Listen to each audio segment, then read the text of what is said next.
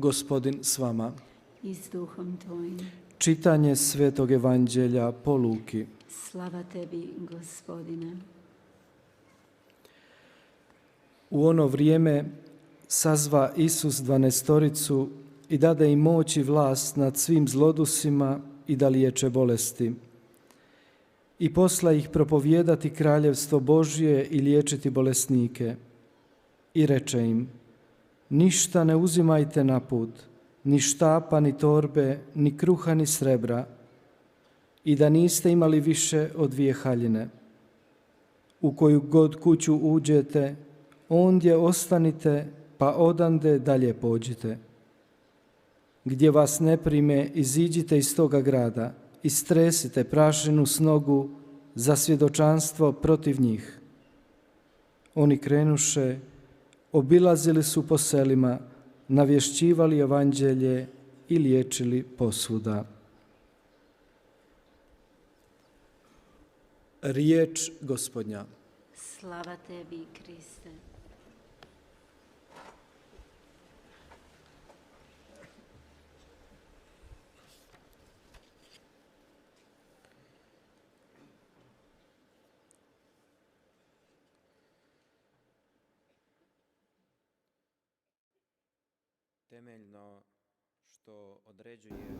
기본적인 것, 우리들의 삶을 결정짓는 기본적인 것은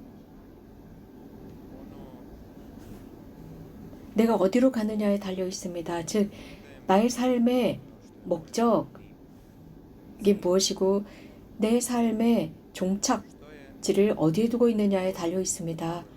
삶의 의미가 무엇이냐에 따라 달라집니다. 우리 모두가 잘 알고 있다고 믿는데 시지프의 이야기를 알고 계실 겁니다.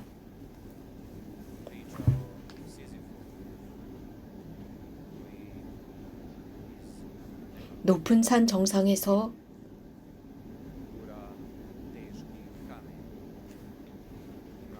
즉 산 아래와 산 정상, 산 아래에서 그 돌을 지고 산 정상까지 올라가려고 합니다.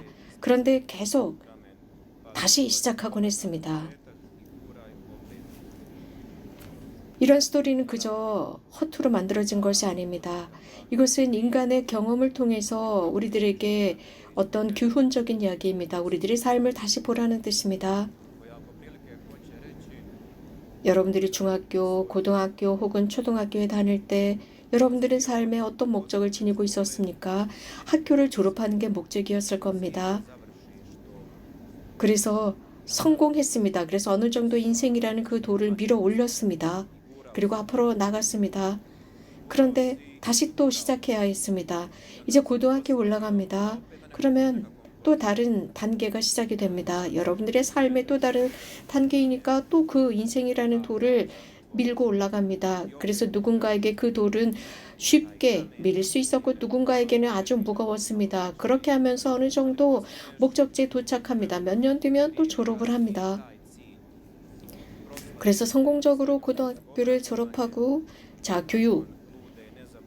고등교육을 마칩니다. 그래서 이제 축제를 엽니다. 그 다음날 아침 일어났을 때 정말 아무 일도 일어나는 것 같지 않은 상태입니다. 그래서 다시 여러분들의 인생이라는 산 아래 서 있습니다. 그리고 그 인생의 돌을 또 밀고 올라갑니다. 다시 시작하는 것입니다. 어쩌면 그것이 대학일 수도 있고 또 대학 공부를 하면서 연애를 합니다. 그래서 아주 진지한 관계를 맺게 됩니다. 그러다가 이것이 진짜 사랑으로 발전해서 결혼을 하고 그러면서 삶의 또 다른 목적에 도착을 하면서 이제 거대한 것을 밀고 올라가기 시작합니다. 그리고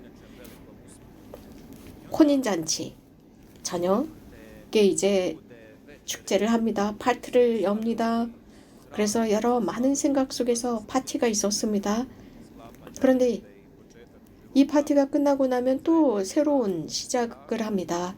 또 그 돌을 밀고 올라갑니다.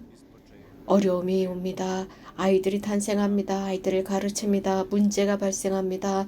또 그 돌을 밀고 올라갑니다. 그래서 직장에서, 가정에서 어느 정도 성공하는 듯합니다. 어느 한순간까지 밀고 올라갔습니다. 직장에서, 가정에서, 가정도 원만하고 직장도 다 잘 되어가고 있습니다. 그러면서 다시 그 산 아래 서 있습니다. 그러면서 이제 묻습니다. 나 이제 무엇을 해야 하지?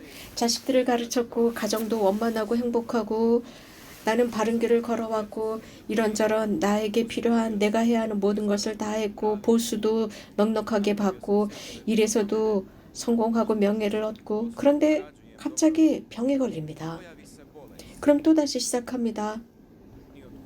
그래서 그 돌을 또 밀고 올라가야 합니다. 그 돌, 내 가정 혹은 내 개인의 돌. 그래서 여기에서도 성공합니다. 그리고 목적에 도달합니다. 여전히 나는 괜찮은 사람입니다. 그런데 자문하게 됩니다. 삶의 가장 깊은 의미. 그런데 이런 모든 목적들보다도 이런 목표보다도 훨씬 더 깊은 어떤 목표가 있는 것은 아닐까? 그러면서 다시 처음부터 시작합니다. 무엇인가? 내 삶을 결정짓는 무엇인가가 있지 않을까? 만약에 그것이 없다면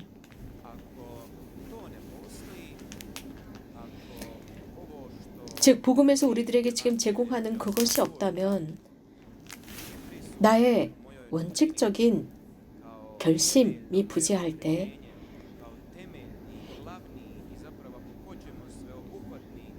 일반적인 어떤 목표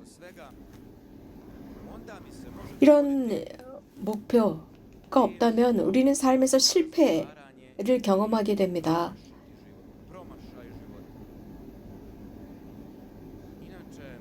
죄를 봅시다.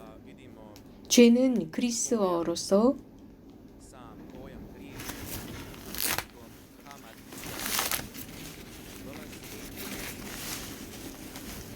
전쟁을 할 수 있는 능력이라는 뜻입니다. 군인들은 전쟁에 나가서 활로 쏩니다. 그래서 화살로 어떤 목표물을 명중합니다. 명중시키지 못하면 실패하는 것입니다. 즉 죄입니다. 내가 내 목표물을 향해서 화살을 날렸습니다. 명중시키지 못한다. 나의 목표물을 맞추지 못한다. 내 내면의 어떤 곳에 도달하지 못한다. 양심적으로 무엇을 하지 못한다. 라는 것. 어떤 참 목표, 참 목적에 도달하지 못했을 때 당연히 이런 질문을 하게 됩니다.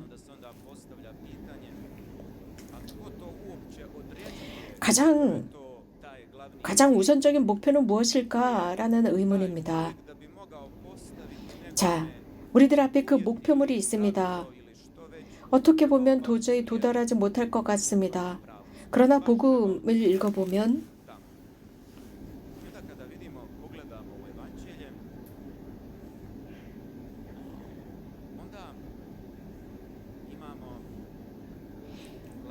가장 중요한 것을 발견합니다. 하느님 나라의 선포입니다. 예수 그리스도의 강생도 기쁜 소식을 전하기 위한 목적이 있었습니다. 하느님을 가시적으로 드러내기 위한 것이었습니다. 그분께서 계시되셨습니다. 계시된 인성을 지니신 예수님, 하느님, 사람은 이런 하느님으로부터 멀어졌습니다. 아담과 하와는 실패했습니다. 그런데 다시 반복됩니다. 그분께서 오셔서 사람을 도우시려고 하시고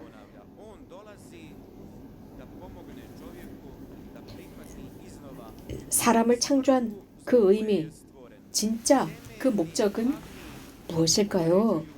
하늘입니다. 하느님의 나라를 위해서 창조되었습니다. 천국, 영원함을 위해서 창조되었습니다. 그 목적지로 우리를 이끌어 가시기 위한 최종적인 목적을 지니셨습니다. 여러분들은 이 세상에 존재하는 이유가 아무 이유 없이 존재하는 것이 아닙니다. 분명한 목적이 있습니다. 그것은 건강, 가정 등 좋은 것들, 이런 것들과 비교할 수 있습니다. 즉, 이런 것과 천국으로 가는 것, 하느님의 나라에 들어가는 것, 하느님께서 나를 창조하셨을 때 바로 이것을 위해서 창조하셨습니다. 바로 이것을 염두에 두셨던 것입니다. 우리들의 모든 존재, 이 지구상에서 우리들의 모든 존재는 바로 여기에 응답하는 것입니다. 내가 내면으로, 내 삶에서 양심으로 이것을 받아들일 때, 즉 이러한 부르심이 나를 초대할 때, 영원한 삶으로 초대할 때 내가 이것을 받아들입니다. 정말 받아들였느냐? 받아들일 용기가 있느냐?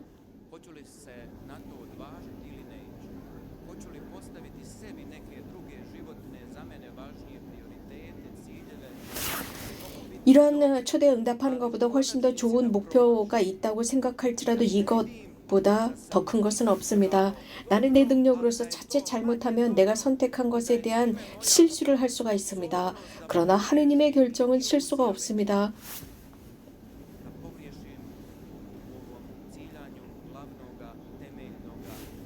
예수님께서 세상에 오셔서 하늘나라를 선포하셨습니다. 하늘나라는 다름 아닌 하느님께서 우리와 함께 하시는 것이고, 영원한 삶의 기쁨은 사라지지 않는다는 것입니다.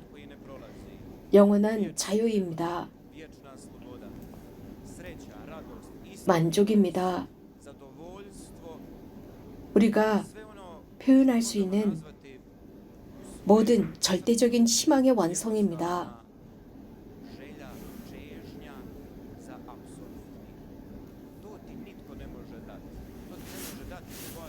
여러분들의 아내나 남편이 사랑하는 것, 여러분들의 자식들이 여러분들에게 주는 모든 그러한 성취감, 만족감, 그 어떤 것보다도 큰 것이 영원한 삶입니다. 어떤 사람들은 아주 풍요한 삶을 살다가도 자살을 합니다. 그들은 내면적으로, 즉 인간의 내면은 하나의 역사입니다. 스토리입니다. 영원한 삶을 향한 희망이 있지만 그 희망을 두지 못한 사람들입니다. 내 존재가, 내 내면이 진리 안으로 들어가지 못했다면, 그래서 건전하지 못한 것에 좌우된다면, 예를 들어서 마약 중독이나 알코올 중독이나 혹은 삶 속에서 여러 가지 집착이나 중독에 빠져 있었다면,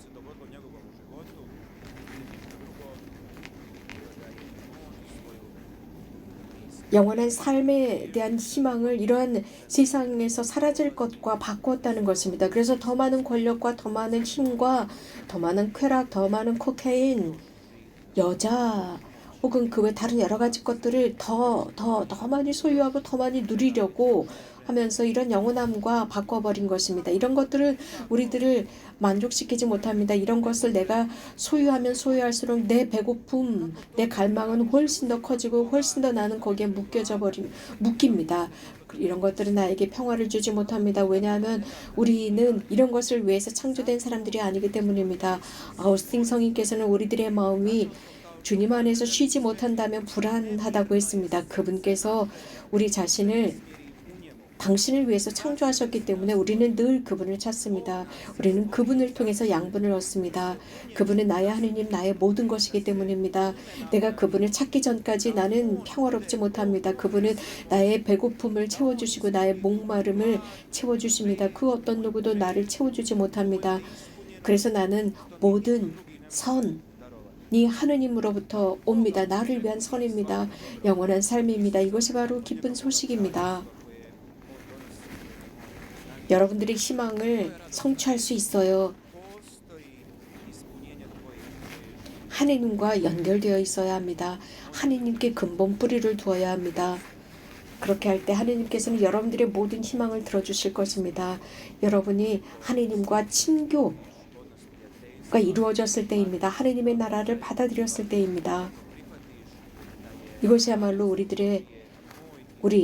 나와 여러분의 유일한 목표가 되어야 합니다. 함께 일어나서 우리들의 모든 기도를 주님께 봉헌하겠습니다.